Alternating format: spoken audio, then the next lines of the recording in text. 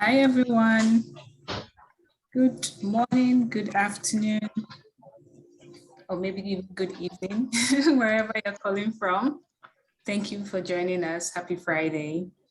To introduce myself, my name is Cindy Sagoe. I am the program coordinator for National American Indian Alaska Native PTTC.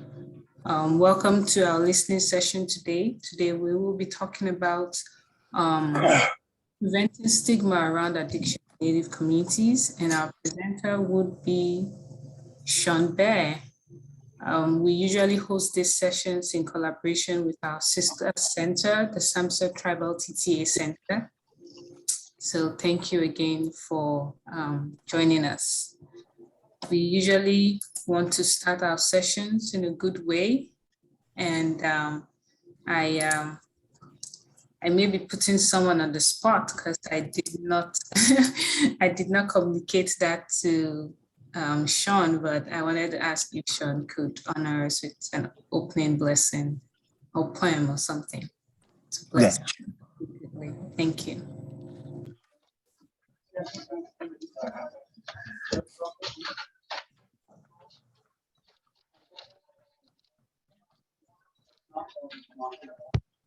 Okay, let's see.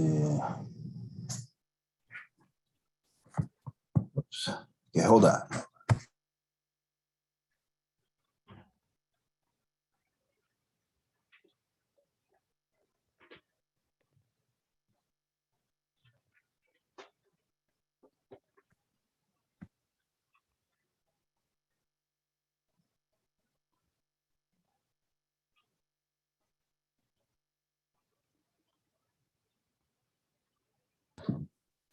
Okay, sorry about that. I didn't want to be too close here.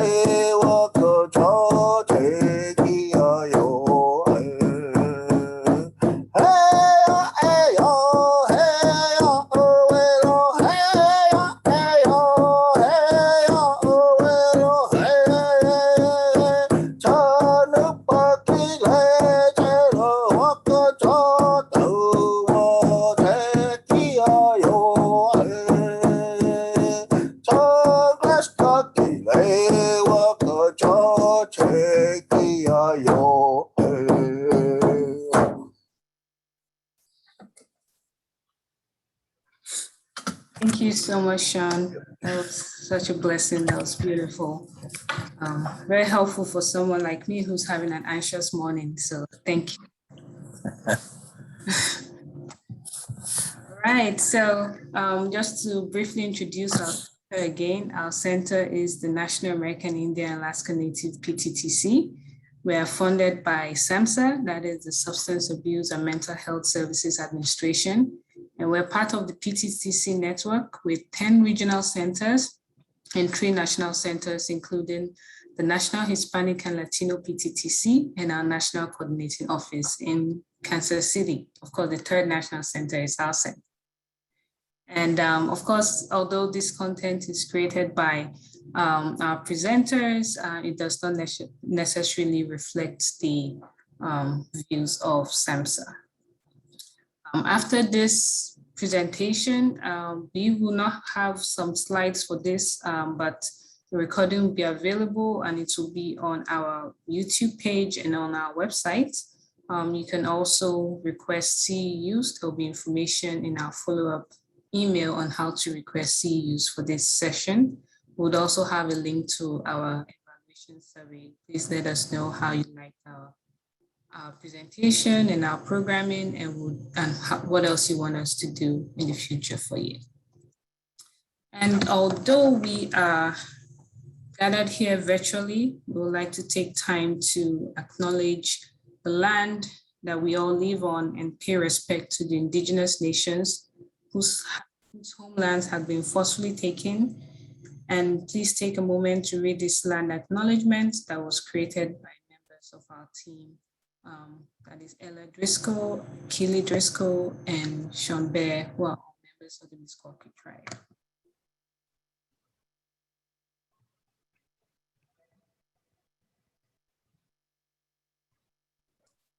We also have this posted on our website. So if you weren't able to finish reading it, you can check our website, or you can send me an email at cindy.sagoe@uiua.edu and I could forward it to you. Thank you. So now I will stop sharing my slides and I will be passing over to our presenter for today, Sean Bear, who's also co-director for our center. Over to you, Sean. Okay, hello everyone. My name is Sean Bear. My Indian name is Keo Cook. I'm from the Meskwaki tribe in Tame, Iowa. I've done various different things along before I started working here, but so my backgrounds is I don't know, probably quite different from many people's. You know, that when I was growing up, a lot of times, like many of us, we've experienced a lot of stigma, stereotyping, being misunderstood by a lot of times general population. And along that way, you know, I kind of learned some things, how to get by with different things in my life. Of course, growing up, I got in a lot of fights. Eventually, what happened is I was 13. I joined the martial arts school. So it taught me how to kind of go within myself, and taught me that I didn't have to fight. And a lot of times I always tried to keep certain visualizations in my head, in my mind, in my thoughts, when I was upset. So that really helped me. And even when people sometimes were saying things, I'd kind of be envisioning these things and not really paying attention to what they're saying. So it really helped me. And I know that along with like even education, a lot of times public schools, the way they teach about natives is not always the correct way in talking about natives. I know, of course, if you're around people or outside of your cultural background, then kind of like become this like tokenism, you know. So it's later on I joined the Boy Scouts or Cub Scouts, stuff like that. But of course, you know, when they would dress like natives, it was pretty it's pretty sad because of the way they did it. I don't know. It's kind of funny, but later on, then I joined the military. Of course, we go through the same thing there. As soon as I got to my home unit, right away, first thing I was asked by this guy is, "Are you a Native American?" I said, "Yes." And he goes, "Well, you're in my squad." And that was the first thing I got. And later on, I got to figure out what this squad was. And I guess he had always got first pick into the people that he wanted. And I was put on a scouting squad, and we were the scout squad of our entire battalion. We were even ahead of the scout platoon in the headquarters unit. So a lot of times when we were out doing things, we'd link up with special forces, and then they make a Kennedy fence around their perimeter and move people in and start to organize things and stuff like that. But after I got out of the military, I had a lot of difficulty in transitioning back into the civilian world. I was in the military for over 9 years, and coming back was difficult because being misunderstood, I guess. Plus at the same time, it was very chaotic for me because there was no order out here. I mean, it was just like a bunch of ants running around, not being controlled by the queen, and everything's doing all these other things. But and I was so used to order every day, knowing what I was going to do from the time I woke up to the time I went to bed. Of course, living on a military post was a little bit different. Of course, it always seemed more safer, I guess. And then all of a sudden, then I'm thrown back into the civilian world, and it was just had to deal with it, And of course, all the friends I knew or people I had were all gone. So, and then of course from that, then there's stereotypes of even military. So I stayed home for, I don't know, maybe about 6 months or so before I began traveling all over the place and many different states across the country, looking for different medicine men who might be able to help me. And I finally found one in Minnesota, northern Minnesota. He was able to help me some. And then later on, I ran into one that was from Canada. But from that background and from staying with them, and so I was with one for about a year, and the other one, I was with him about 14 months, pretty much every day. Learning a lot and about who I was and what life is all about, in a sense. Learning how to overcome past things, even from childhood. But when I came back home finally, I went to school, and of course I got into psychology. I majored in psychology and human services. First of all, I had tried to get into criminal justice, but in my very last class, they asked me some things, and of course I raised my hand, and they said, "Who wants to be a good police officer?" And I raised my hand. Of course, there was only two of us actually that raised our hand, and they said, "You will probably not make it unless, of course, you're the only cop in a small town or you are the sheriff."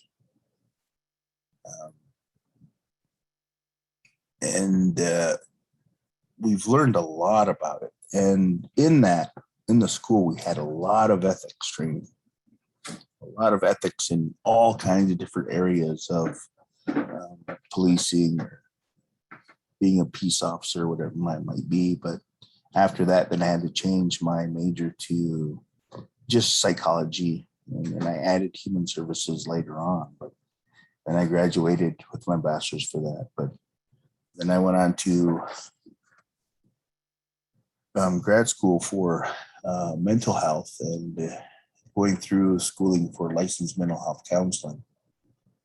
But during that time, I learned a lot about different concepts and different ways that people think from a European American point of view that I could see.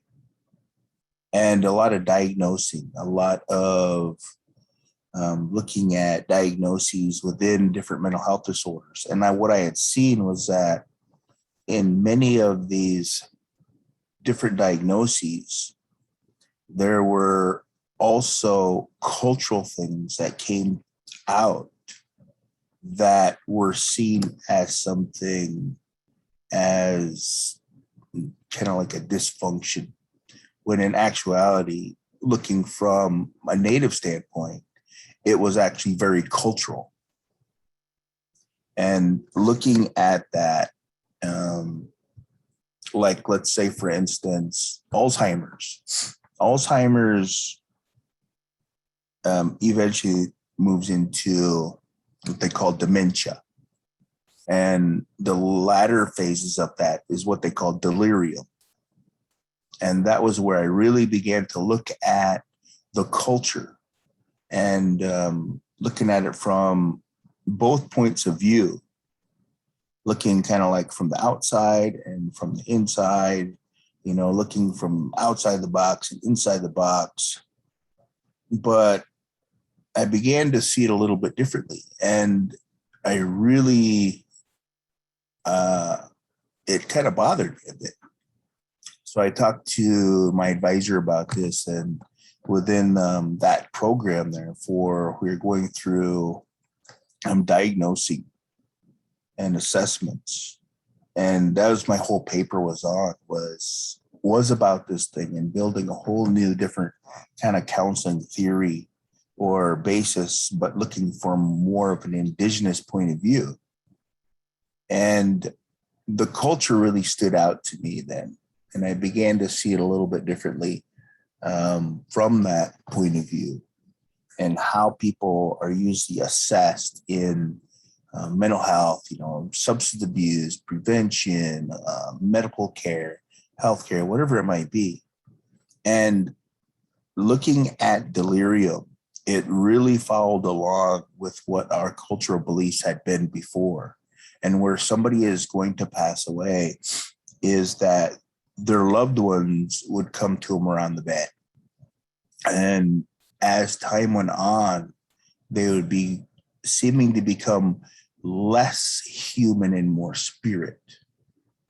And growing up, I had always been taught about that and how our past loved ones would come to help to guide us and to help that transition be more smooth.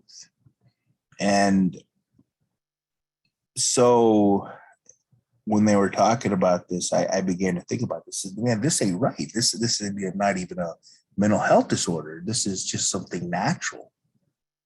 And they talked about how nurses began seeing this first and saying, oh, this person, we realized that when it gets to this point that these people only usually around for maybe 2 or 3 weeks, and then they pass away. And I was thinking, exactly. I mean, this is just how life is. But and I began to write more about these kind of things and cultural considerations into mental health. But then again, we've seen those things within substance abuse, where people might be being assessed, and cultural things come out during assessment sometimes, but not from the outside, a non-native point of view. They may look like something is wrong with this person mentally. So just based upon the cultural beliefs, there's been people misdiagnosed with mental health disorders when they don't really have any.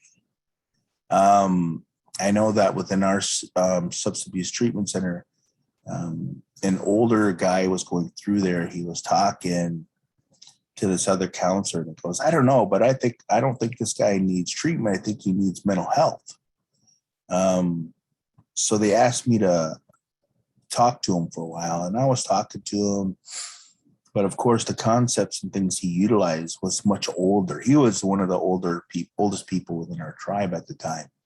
And finally, it kind of clicked where what he was talking about was something that was a much older kind of like defining that than what I had been taught even from these medicine people. And finally, I said, "Oh, okay, I get it. And I had to talk to the people within the tribe, or people within the center with our substance abuse program, and let them know this is not a mental health issue. This is something cultural.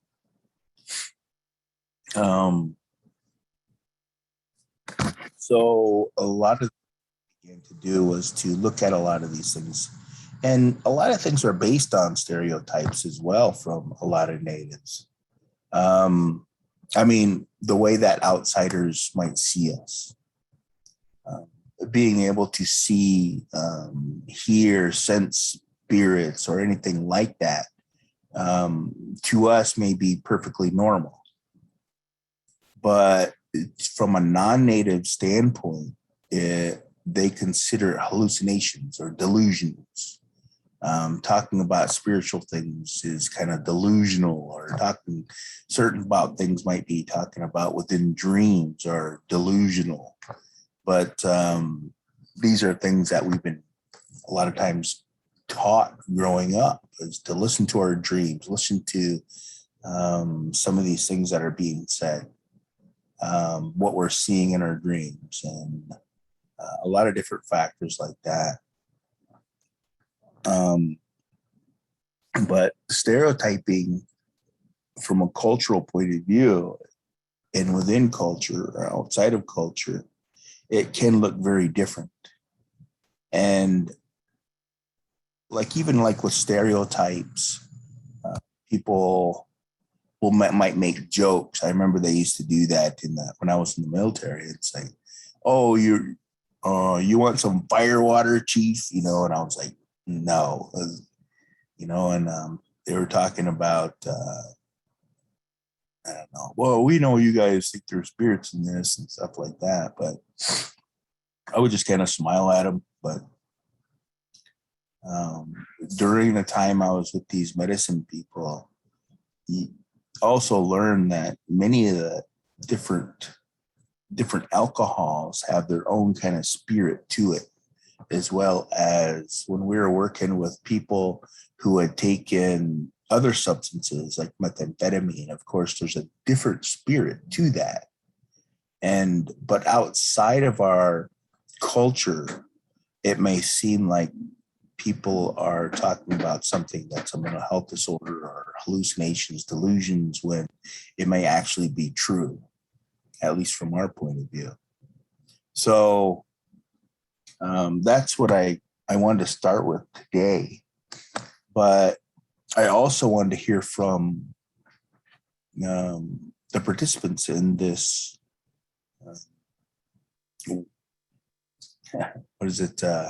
Zoom call anyway, is to hear your point of view in many of these things as well, so that we can start a discussion, hopefully get many people involved with this.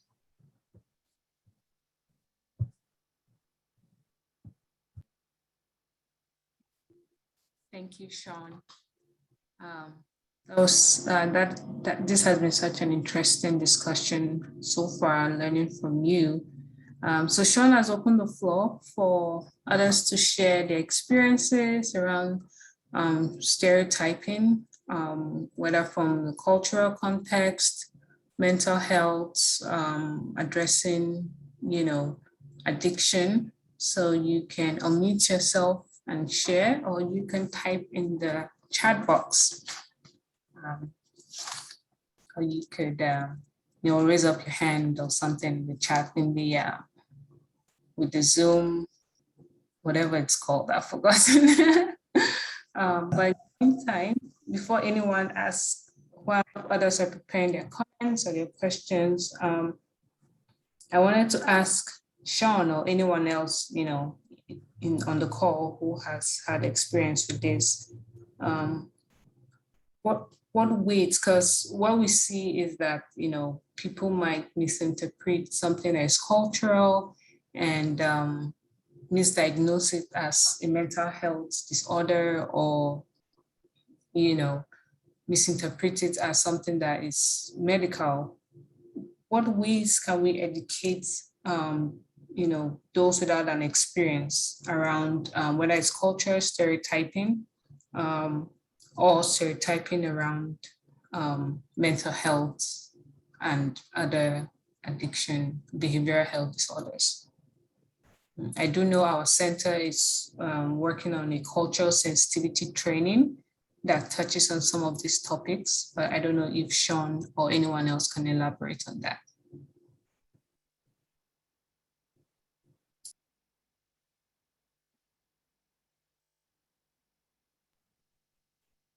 Well, there's also something I'm talking about with stereotyping or stigma is also around herbs, or indigenous knowledge within about herbs, medicines, things like that. I mean, with the healthcare system, they might tell us, I don't recommend you using those kind of things, your medicines, because we don't know what it's going to do to you. And the side effects might be this or that, or whatever it's going to be. It might interfere, or it's not safe, or anything like that. But when actuality, many different, depending upon where you look or how you're looking at indigenous knowledge and like herbs and things like that, many of the medications that we use today, and some have been up to around 70% of medications today come from indigenous knowledge, not just natives, but Native Americans, but also other countries. So even if you're from another country or background or anything like that, and you have different beliefs or anything like that, I mean, that is surrounding about the same kind of things. I mean, feel free to speak as well. I mean, it's just that stereotyping and stigma, they base those around other things. Well, because they weren't taught those things, that they might feel that they are,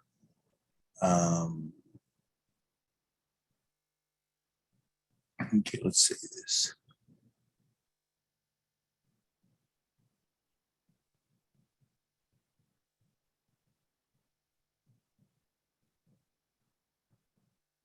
Okay, Martina George. Okay. I get what you're talking about. There are some people from back home that we notice how our brothers are stigmatized as crazy, but we kind of thought that it was more as them being more cultural or spiritual. Emma Hefton has been asking, does anyone have knowledge of cultural appropriate screening and assessment tools for use among Native American communities, resources for non-tribal providers to implement and work with Native American tribal members? There are some culturally appropriate screening assessment tools, I do know, in substance abuse. But as far as I know, there is not one culturally adapted mental health assessment for Native Americans.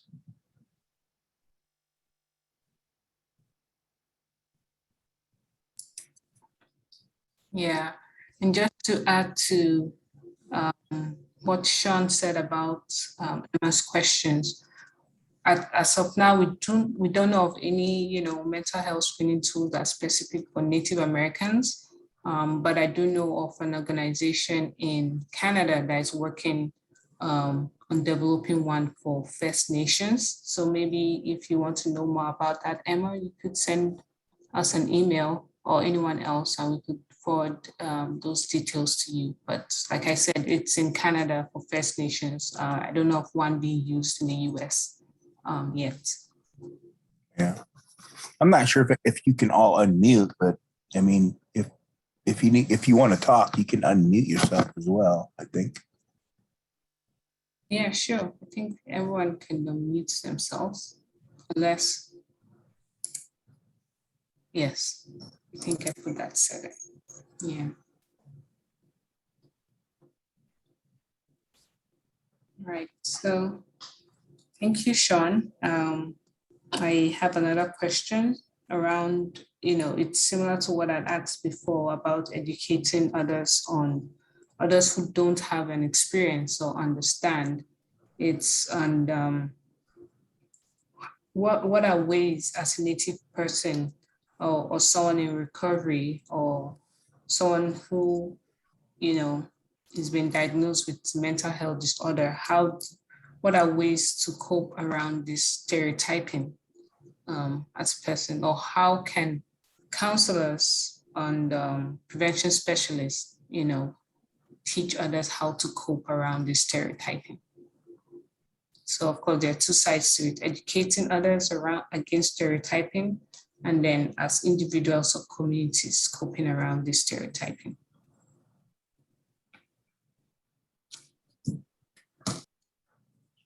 I might try something here. Can you hear me? Yes, we can. Yes, we can. My name is Gordon Jackson, and I'm what they call a health disparities program coordinator for the St. Vincent Hospital in Billings, Montana.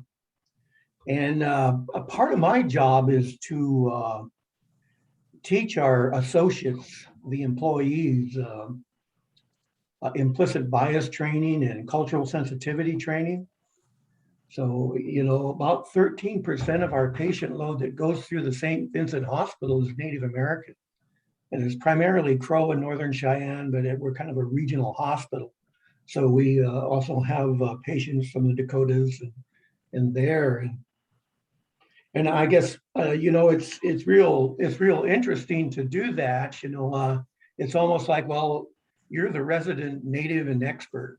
So we're going to have you, be a know-it-all on all tribes and all nations and things like that.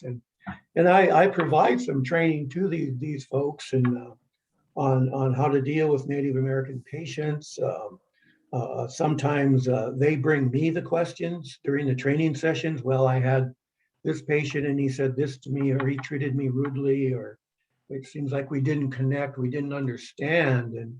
And so some of the training is, getting them to get out of their own cultural forest, if you will, and to open up with new eyes on to be receptive and respectful of other cultures other than your own. And that's sort of the basis of the implicit bias training. We go through exercises and try to reveal their blind spots or where they may be well-intentioned, but they actually are offending the person with a different perspective or a different culture than themselves.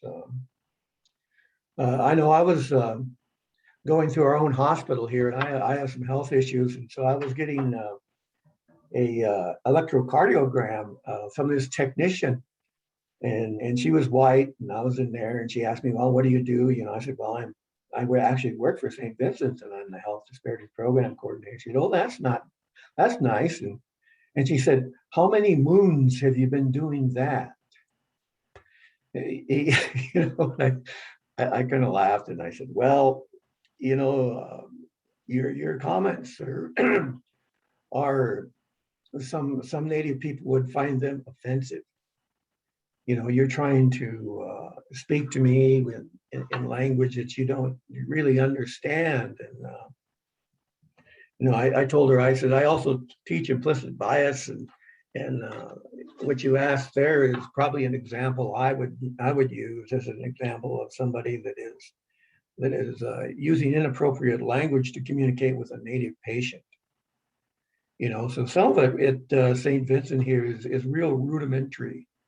It's like we're in Billings, Montana, and right now Crow Fair is going on, and an outstanding opportunity to go down and to experience some of the Native American cultures there. And almost everybody I talk to in the hospital, the non-Indians, have never been to Crow Fair. There's a real opportunity to go down to experience some of the culture, and yet they didn't go.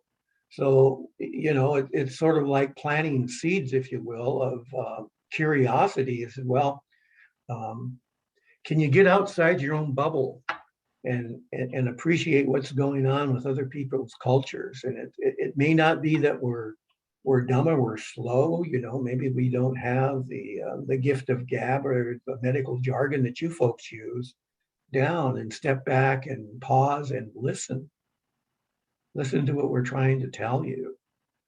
And so it's been interesting, but you know, I'm not a drug or alcohol counselor, so I'm not really up on any of the assessment tools and things like that, but it's working one-on-one with our non-Indian employees, associates in the hospital here to try to get them to appreciate where we're coming from, and also to educate them that where we're at, you know, it really has a lot to do with where we're from and what happened to us. So it's interesting and sometimes frustrating. That's all I've got. Thank you, Gordon. Yeah, it's kind of funny you talk about moons, you know. The way I've been taught is there's different teachings around about the moons, and part of it says is that we used to go by 13 moons, and indigenous peoples went by 13 moons instead of 12. And from the way I've been taught, it comes from turtle teachings. And if you look on the back of a shell of a turtle, it has 13 larger scales on there. But if you turn it on upside down and put the turtle on his back, underneath it has 12. And what that kind of says is that part of like defeating natives, and we used to live by 13 moons, but going by the calendar with 12 moons, it places indigenous peoples on their back, so they can't defend themselves and things like that, and goes by 12 moons instead of the 13. And I know that August 21st and 22nd is actually of this year is actually what they might be the 13th moon in a sense is, but people call it the blue moon.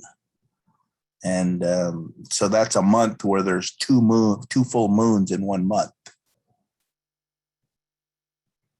So like that is a kind of like a stigmatizing thing, because people might think there's 12 moons in a year, but when actually there's 13.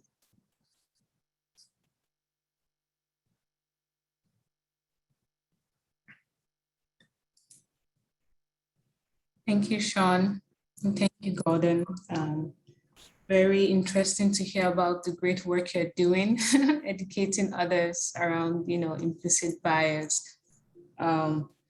I think that for me, part of what I wanted to even add is that, like you rightly said, some people are really not going out of their box to educate themselves or to get curious about the communities around them, different tribes that live around them. They just have an idea and they just assume it to be right without checking. So thank you for reminding us about that, listening, it's important. And also, getting out of our box to be curious about those around us and what we can learn from them. So thank you. Also regarding culturally appropriate screening tools, I do know our center also has a culturally adapted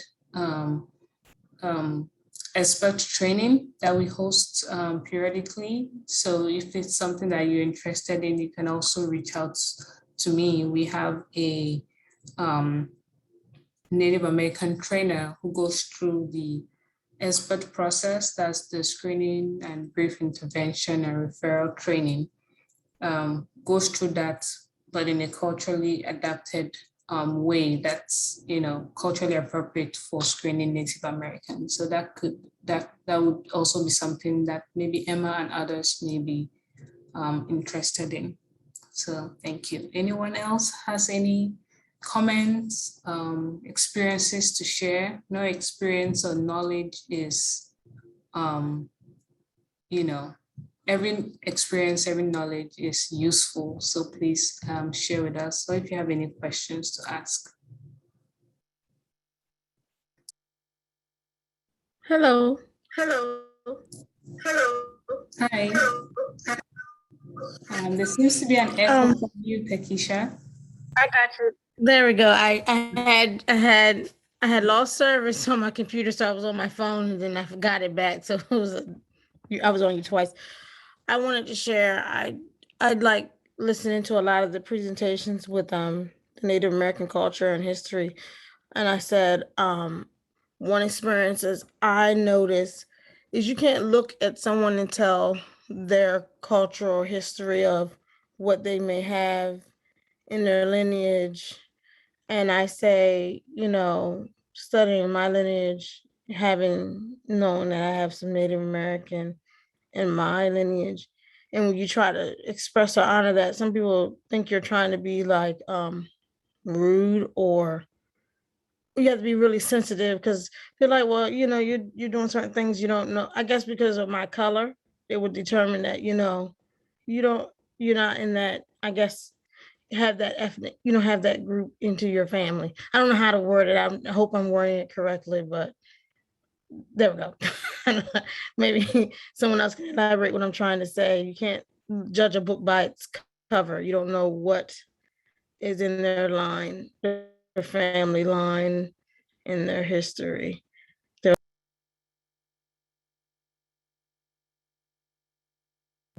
Thank you, Takisha. It's yeah, that makes a good point.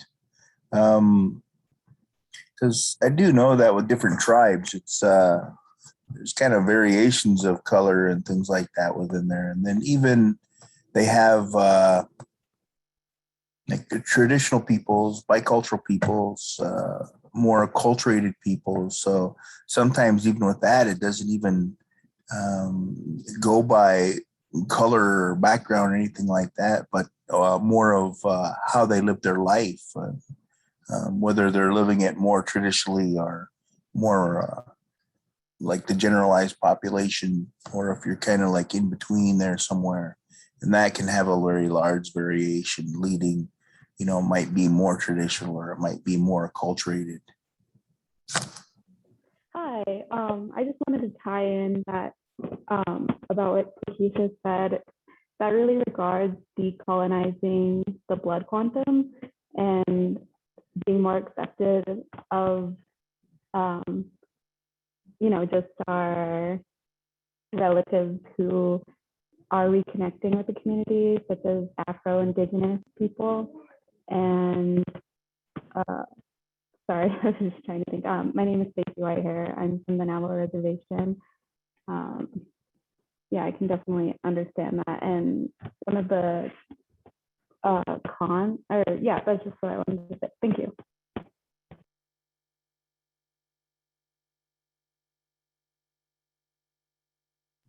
Thank you, Stacy.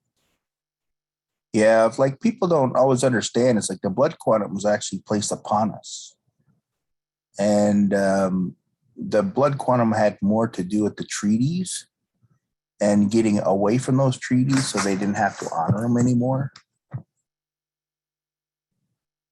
And that's the same kind of practices as kind of like enrollment, non-enrollment, kind of based upon the blood quantum and things like that. I mean, it wasn't always, that's not like a traditional way of living within a tribe in a sense. It was something that's been kind of more of adapted or kind of brought into our tribes.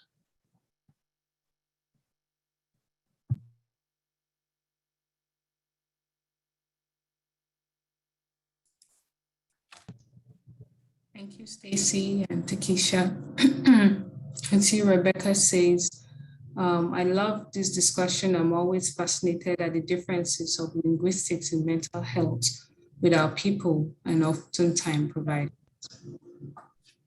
Thank you, Rebecca. Anyone else like to share? I see a hand up, but somehow my screen is not showing me the name. Laurie? Hello. Hi. Yes. Hi, everyone. Yate, Shay, Lauren Bahi, and Shia. 나는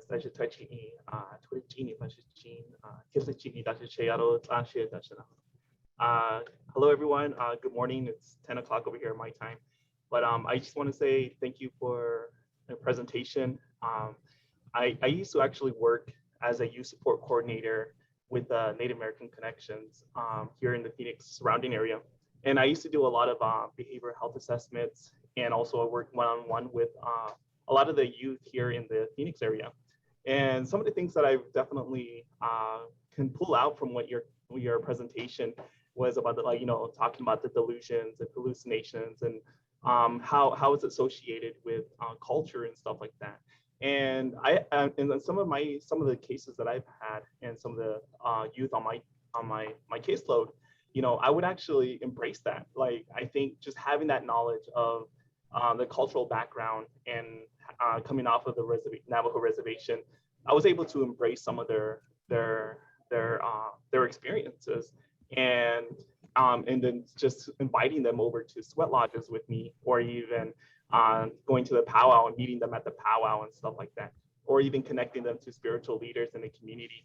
I thought that was pretty cool in that role when I was playing for a while, that I was able to impact some of these individuals' lives, and so that they can understand what they were feeling, what they were talking about, what they were, because a lot of these youth who are living in the urban settings, they're living in two different worlds.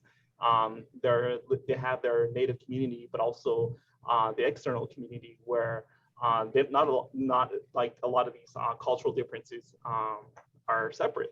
And in a lot of these cases, with these youth and with these patients that came in, I was always opening up the door, or opening up a safe place to speak about these kinds of things.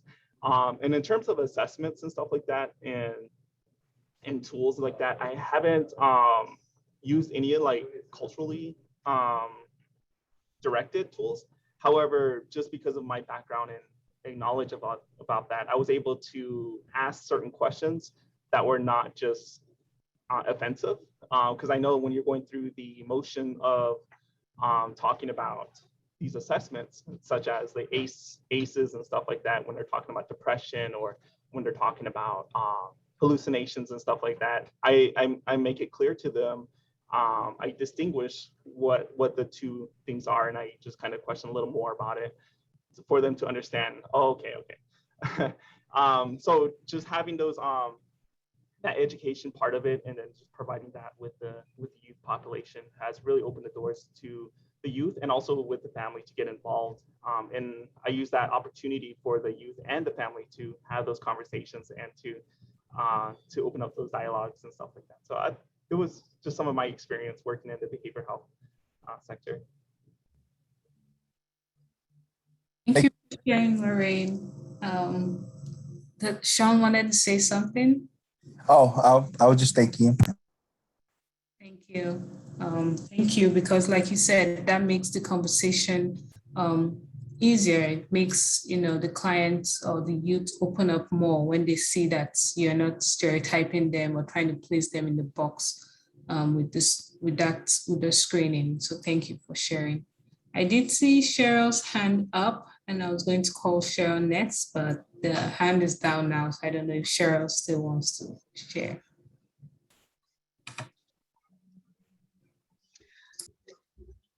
I just wanted to speak to the blood quantum and the diversity of shades of color issue.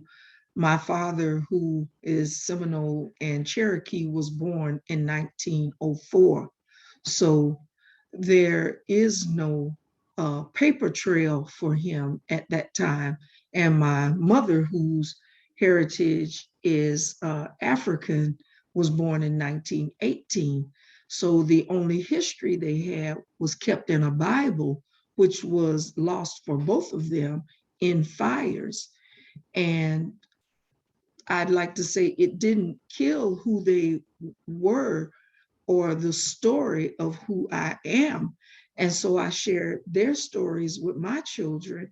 And by the way, I'm from Florida, where all people there, born and raised, are some shade of black, brown, red, or orange, hardly ever pink because of the sun. And so I moved out here and had children and began raising a family. And I enrolled my children in the Tacoma School District Native American program so they could be enculturated and continue the culture. However, my daughter's music teacher told her when my daughter raised her hand that she was Native American, that she didn't look Native American. And my daughter came home and told me very saddened, and I believe it scarred her because she does not speak of her Native American heritage to her children. I have to teach that to my grandchildren. And so I know there was a lot of things put on us. And by the way, the teacher was Caucasian. And I did address her very compassionately about her judgment in words. I told her I wouldn't call her prejudice. That would be something she would have to decide for herself when it comes to looking at people. But I encourage my family that came here from Florida, because this is a very diverse setting where I live here in the Pacific Northwest, Seattle, Tacoma area specifically.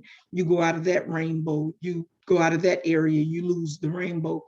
To ask people what their heritage is, or their nationality, or their ethnicity. Do not assume.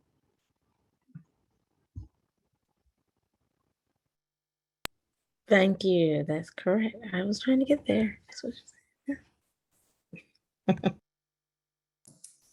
Yep, thank you, Cheryl. Yeah, I know that it brings a lot of, it is hurtful. It does kind of shape our lives, and people don't realize and that's one of the reasons I brought up my childhood, is because things like that, I mean, it can scar us for life. I mean, they don't realize it, but that's trauma. And that's something that hurts us.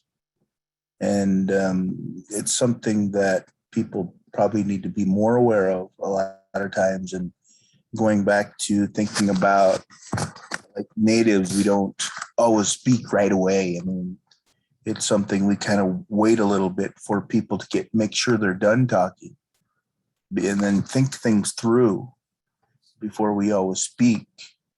It's a good practice, but even like with Caucasians and stuff like that, we don't say, "Oh, what kind of Caucasian are you?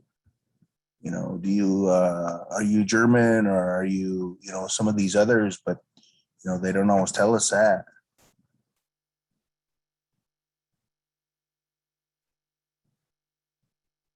So it kind of goes along with that. A lot of different things. I mean, because when we're Native American or something like that, Alaskan Native, or whatever it might be, in any indigenous culture, we also have our tribes, where we come from. I'm sure that the teacher thinking about it later on might have kind of thought a little bit differently. At least I hope so. Because I know that when I was growing up, teachers had said some hurtful things as well, and they might not have actually, to them that might have seemed perfectly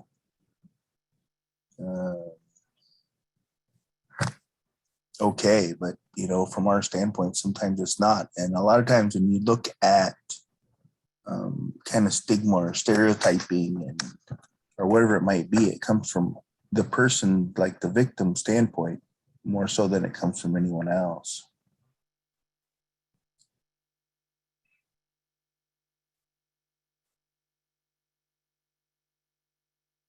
This is Gordon again. I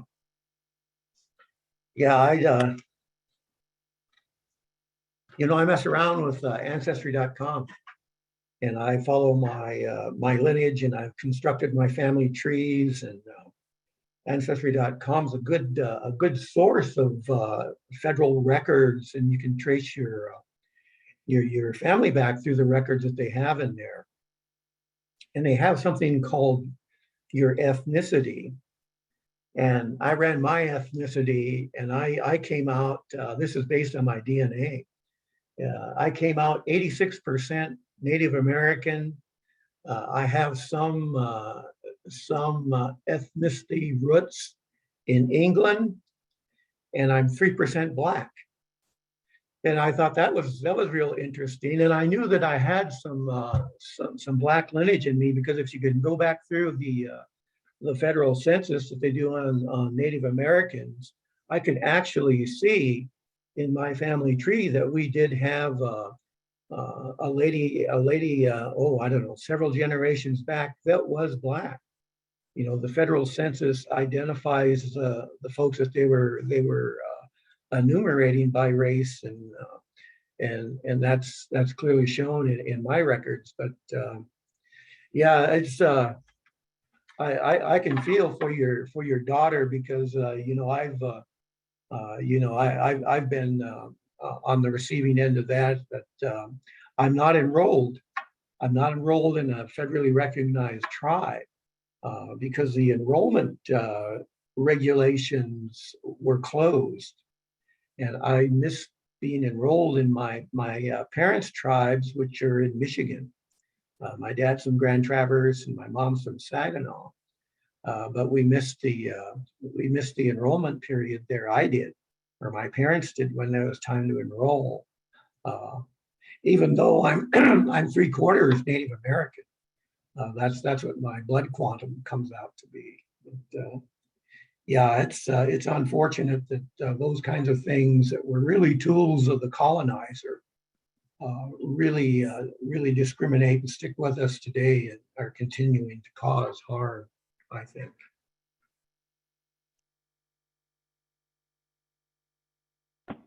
Yeah, I just want to say I'm so sorry about what your daughter and you and your family may have experienced with people trying to label how much Native you are. And thank you for taking the initiative to live in an area to educate your children and you about like culture, their heritage. I think that's the most important thing. And that's definitely how people should be going about reestablishing their Native heritage. And line is going back to their communities and teaching themselves who they are and where they come from.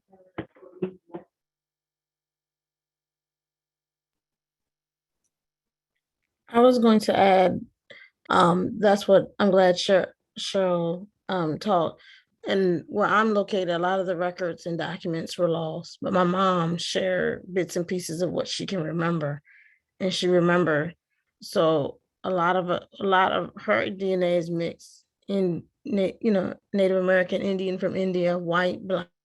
So we have a whole lot going on. And I said, so when you're trying to honor each part of you, because you're more than one, I said, that's what, in the area that I live in, we're delayed in some areas. So what you look like is what they appear to call you, or they think you identify with. But I try to embrace all. So thanks for sharing that.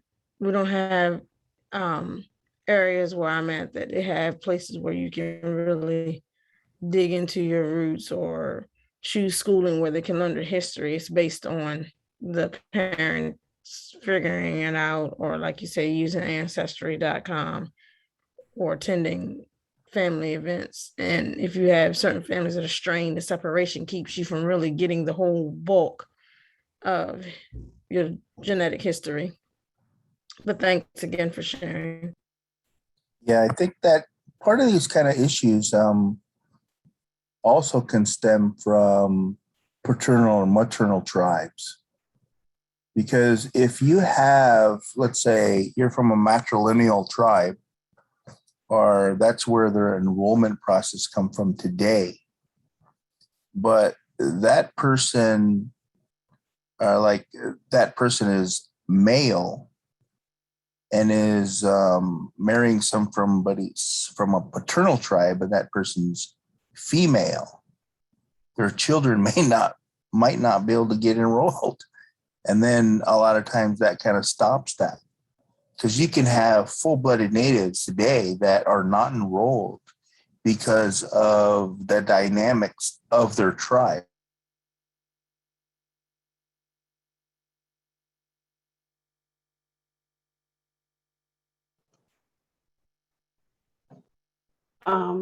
Hi, this is Martina. I wanted to share something I did this past summer with our youth summer programs. While you're talking about DNA and cousins and color. So one of the things that I shared with these kids was I did a 23andMe, and I saw that I was not only just Native, and most of my relatives were all over from Siberia all the way over to Denmark and Finland. And there's so many relatives that were listed from all over, and it didn't matter what color they were. Some of my cousins, first, second, third, fourth, fifth, all the way to I think our sixth great grandparents, and I don't know all of them. I just know my great grandfather. So I had to share with them that it didn't matter what color we were, but how we were related. And I wanted to share with them that even my cousins were, some third, fourth cousins were blue-eyed, blonde hair, African American, and I wanted to share with them, it just we're like a story that we spread out throughout the world, and that we're always connected. So I just wanted to share that with you.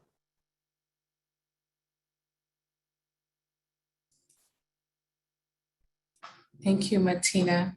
That's true. We are always connected. We are past the top of the hour. This discussion is getting more and more interesting, and I thank everyone for sharing their experiences, their knowledge, their time.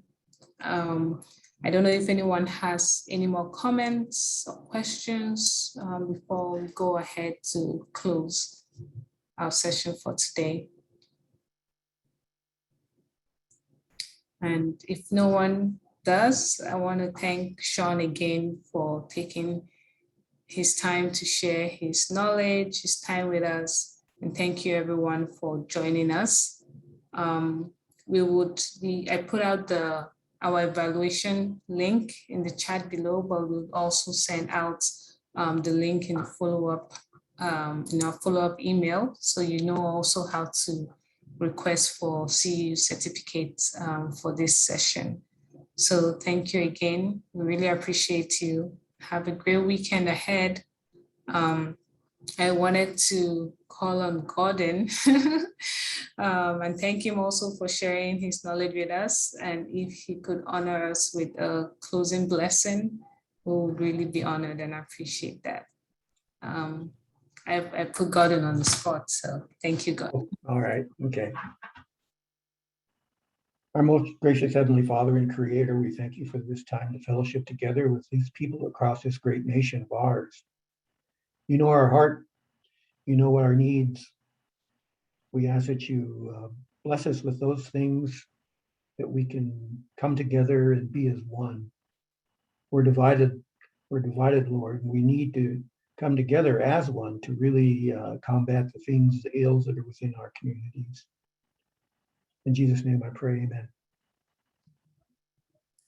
Amen. Thank you, Gordon. Thank you, everyone. We'll see you next time. Have a great weekend. Bye. Have a good weekend. Thank you. Thank you. Have a good weekend. Bye-bye. Have a good weekend.